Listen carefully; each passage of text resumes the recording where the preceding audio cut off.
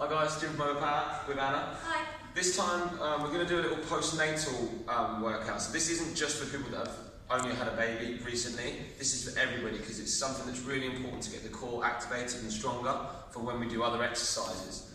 And often it's missed out in that phase of you just had a baby and obviously there's loads going on and we tend to not do those exercises. So we're going to take a little routine of 4.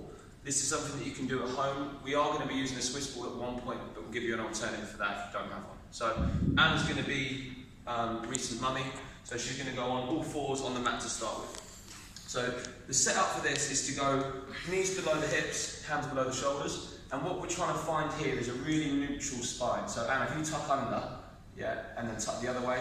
So that is a nice way to kind of get a feel for where this middle section is. And you want to be able to kind of balance something. So if you have like a book, be nice and straight, and you're just going to be balanced there, okay?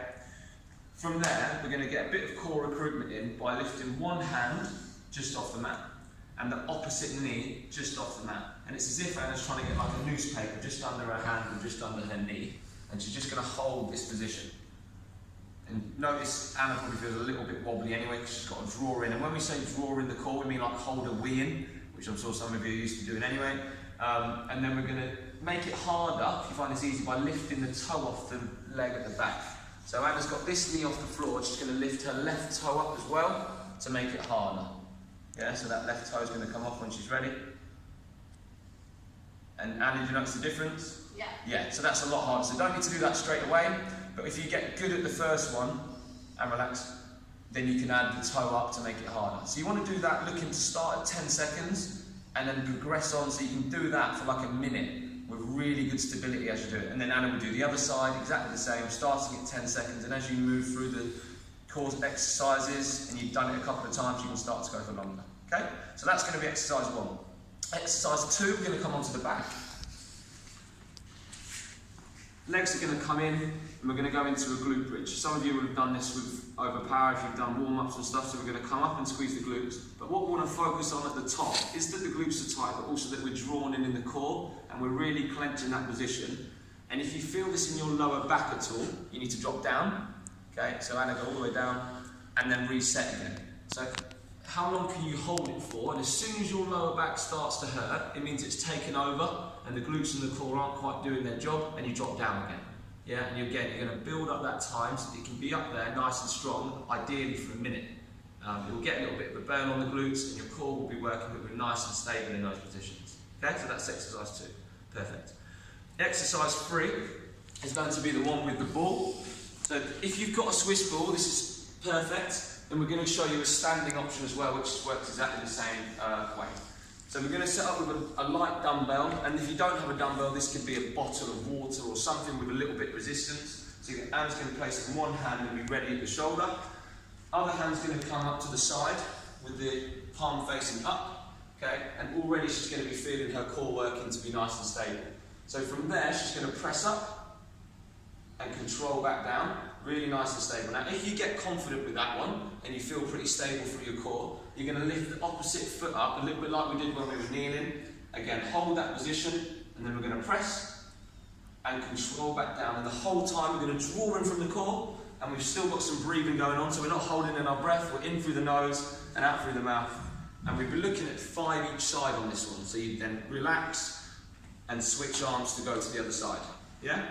If you don't have a Swiss ball, that's great form by the way, Boo. We call her Boo, Anna. So you're going to stand up, okay, and reset. Now, this time, this is a little bit different in terms of your position. So we're going to just bend the knees slightly and lock the core. Again, same setup, arm at the ridge, you want to switch arms, so you give that one a rest. Yeah. This shoulder here, arm out to the side, palm up, and we're going to press from there. Again, if you feel this in your lower back, just come a little bit, stand a little bit taller and tighten the glutes a bit more. Can we see how that looks like she may have a Swiss ball there, but she hasn't? Again, if we get confident with that, we can go to one leg. So you're going to stand on your opposite leg like we did with the Swiss ball. Good. And we're going to press there. And that's quite hard. So we don't need to go to that very soon. Ideally, you have one of these balls, and there's some other exercises we can show you to do with those. Okay? And your last one, so exercise 4, that was good, is to go on your back. And what we're going to do is just place one hand underneath your belly button on the floor, And we're just going to be aware of Anna's pelvis to move and put pressure through her lower back. So when you're ready, Anna, you're going to just shuffle your weight. So you're going to push down using your core on your hand. So this is really subtle. It's not a big movement, but what she's doing is recruiting her core muscles and pushing through her hand. Can you feel the weight from your hand?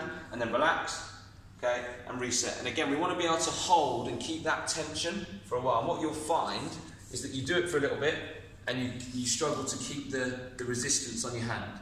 Yeah, so again, you're going to build those up 10 seconds, 20 seconds, 30 seconds, up to a minute, okay?